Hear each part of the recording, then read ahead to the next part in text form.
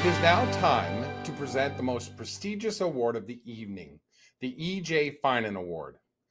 The EJ Finan Award was created in 1980 by principals in the Durham Catholic District School Board to honor their former Director of Education, Edward Joseph Finan. It honors a man who, over the years, demonstrated his love and concern for children and their education through our school board. The EJ Finan Award is a prestigious award that recognizes a student that has demonstrated love of God, outstanding effort in their graduating year. It recognizes academic effort, respect of oneself and others, exhibits rational and autonomous decision-making, and is a responsible member of the school community. Due to the large number of students graduating from DCVES this year, we are privileged to award 8 recipients this year. Please join me in congratulating this year's recipients of the EJ Finan Award.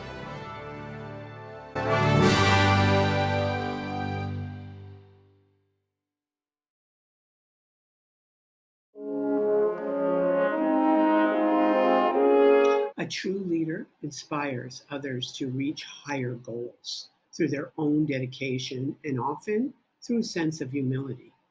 In the words of Quincy Adams, if your actions inspire others to dream more, learn more, do more, and become more, you are a leader. The DCVES valedictorian has been chosen by the students and staff in each class as someone who exemplifies the values promoted by our Catholic schools and will represent their peers. They have contributed to the Christian atmosphere of their online classrooms through their positive relationships with peers and other members of the school community. Our valedictorian, Chloe, began this year with those goals to achieve academic excellence and to come to school every day with a positive attitude in these uncertain times. She is also there when you need someone, whether it's to help with a technical situation that has gone awry or just to lend a supportive voice. Please join me in congratulating our class valedictorian, Chloe Rivera. Hi everyone, welcome to our very last June of elementary school, graduation. I, Chloe, your class valedictorian, will leave you all with a few words of wisdom before we all branch off to high school. Honestly, after the year and a half we've had, I find it hard to believe we made it to the end of grade 8, but we did it. I think we deserve a round of applause. Oh wait, there's not a live audience here to clap with me. Well, just give yourselves a pat on the back, I guess. Throughout this whole year, all of us had to face a whack ton of challenges. From the serious ones, like not being face-to-face with our teacher and having to change our way of communication, to the smaller ones like bad Wi-Fi, missing our peers, and losing that ability to have full-on conversations with your best friend without saying a single word. I know I miss that a lot. We were really this close to ripping the hair out of our heads because of all the problems virtual school has hurled at us. We had to use Edsby every single day, and I, for one, was not familiar with the platform whatsoever, and I know I wasn't alone. Not actually being with a teacher proved very difficult in the sense of, where do I find the textbook and how do I submit this work? Same with the communication with the people in our class. Zoom has only so much room for body language, if at all, so trying to talk to people was way harder over calls. I'm not sure if anyone remembers this, but that one time I was half an hour late to class, I said it was my Wi-Fi, but I actually slept in. Yeah, sorry about that. The only reason that was believable was because Wi-Fi was a significant issue, seeing that our school entirely revolved around good internet. Lastly, the missing friends. This problem really hit hard on everyone. We all have those few people we call best friends, and now we either saw them on small windows on our computer or not at all because they were in physical school. Some of us aren't tech savvy in the slightest, so Ms Rivas had to kindly explain everything, forwards, backwards, and inside out.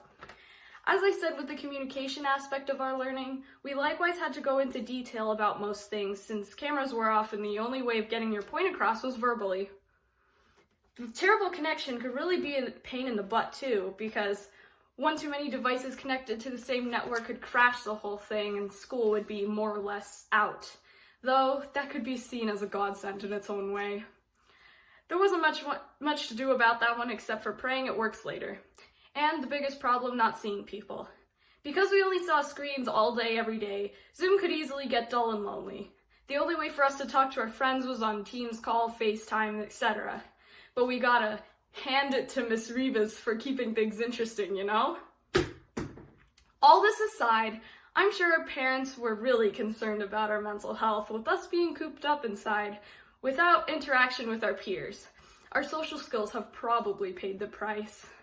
To all the parents watching this, thank you for encouraging, supporting, and helping us find ways to stay connected with the outside world during isolation. In the next few years of school, and even more for some of us, there will be challenges similar to the ones we faced this year, but we'll have the weapons in our arsenal to get past them. Adapting, communicating, dealing with stress, and having patience are all skills we've attained in these past few months. When we look back, it doesn't even seem like we did all that much, but trust me, all of us, including our teacher, went through it. The next time we run into trouble like this again, we could just laugh and say, been there, done that, got a t-shirt to prove it. 8 pages of notes on how to write this speech later, we're at the conclusion. Overall, we've been through a lot. I might be saying it over and over again, but just let it sink in. Grade 8 was tough. With the help of our great teacher, Ms Rivas, and the support of our parents, we learned about perseverance and ways to jump over the hurdles no matter how bruised our legs are. Now, to close it off, I don't want to say anything tacky like follow your dreams, reach for the sky, or follow the stars, so I'll just end on a Bible verse. 2 Corinthians chapter 4, verse 8. We are pressed on every side by troubles, but we are not crushed. We are perplexed, but not driven to despair. We are hunted down, but never abandoned by God. We get knocked down, but we are not destroyed.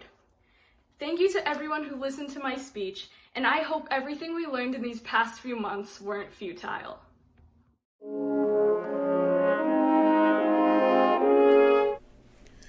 Good evening, parents, staff, guests, and most importantly, graduates. I think it is fitting at your graduation to speak about what we have strived to provide for you throughout your elementary years at the Durham Catholic District School Board.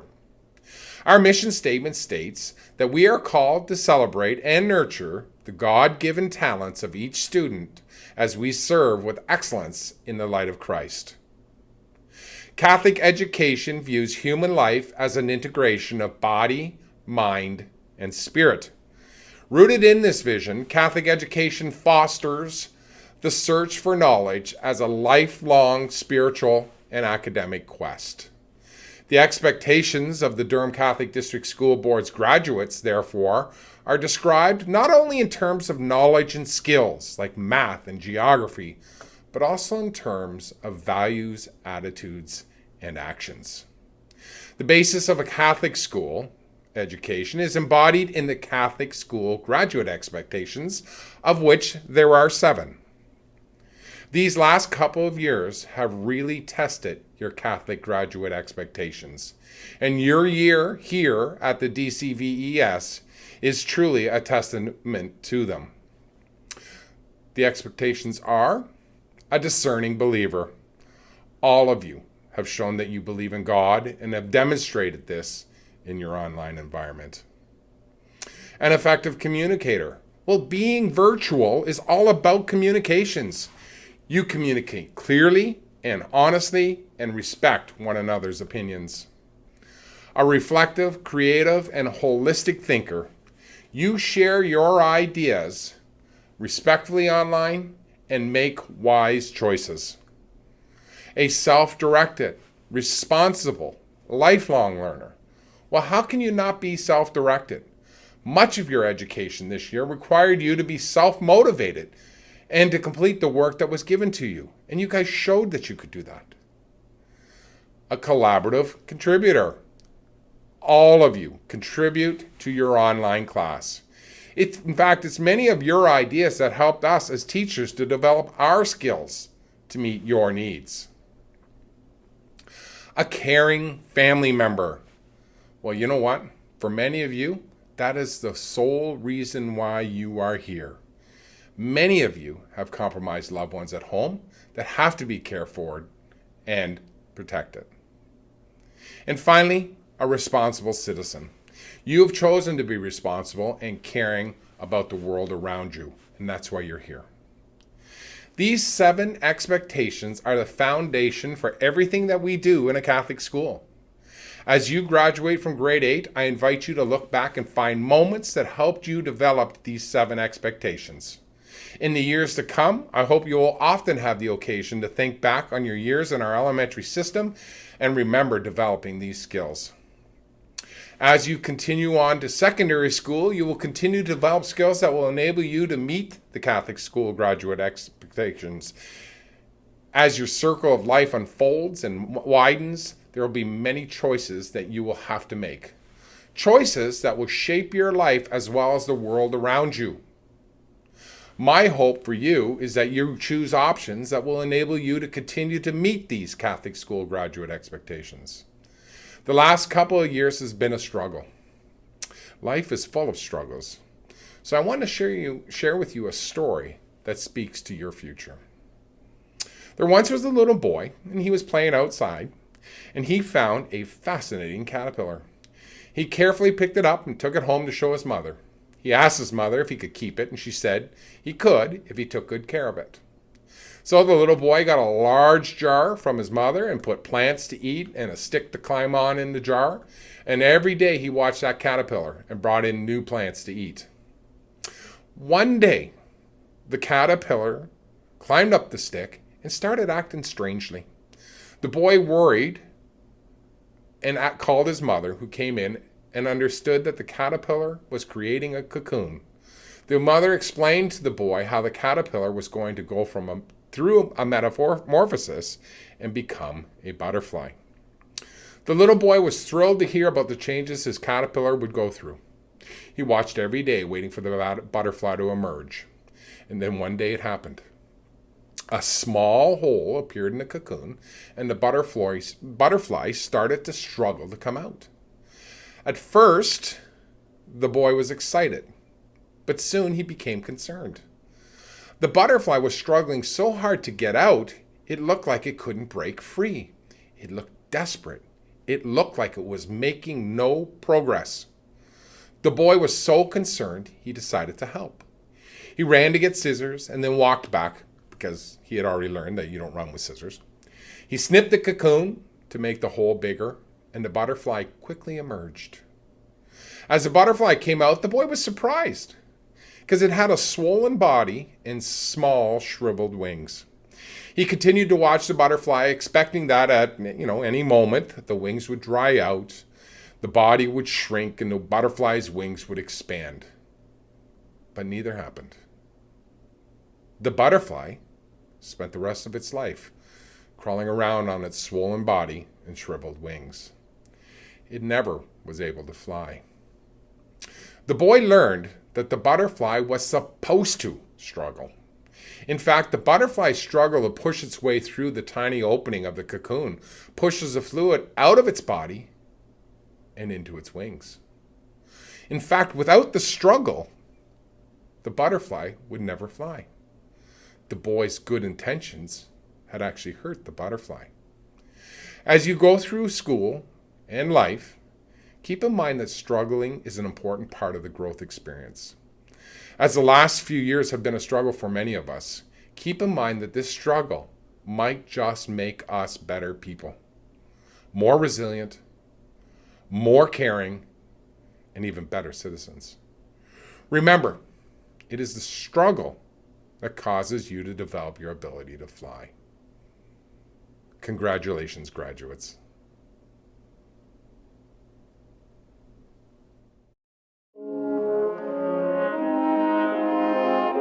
Hi, everyone. In closing, I'd like to say how much that I've enjoyed being your teacher this year.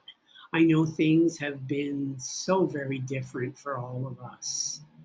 And how many times that I have wished that we could be in person to really get a feeling for what's going on. But I think we tackled things pretty well. Yes, there has been challenges like crazy, especially technology um, has tried to thwart our attempts at normality. But you know what? We succeeded despite that. I also want to say that I wish you so much luck in high school. Um, I know that you will all be successful in some way, shape, or form. I want you to give yourselves a pat on the back and don't beat yourselves up for small things. Just work hard and be confident that you can achieve the things that you want to achieve. I feel confident that you can. So I just want to say, be proud of what you've done and work hard in high school, and all those things that you want will come to you. It's putting in the effort, and also be kind to yourselves. I hope in the future sometime we may be able to meet each other. You never know. But I also want to say congratulations to us winning Battle of the Brains. We started off as the underdogs, 2 games down, and yet, woo, we are the champions. So take that, and just another indication of how special you guys are. So yes, I would love to give you my own little hand. As you can see, my little hands. If you haven't already heard about them, I'm sure you will. So going forward, please increase your lexicon. You're well on your way to having a very rich vocabulary, which will suit everything better. So on that note, I would like to please ask everyone to stand wherever you might be and help me congratulate the class, the grade 8 class of 2021. Well done, guys. You did it.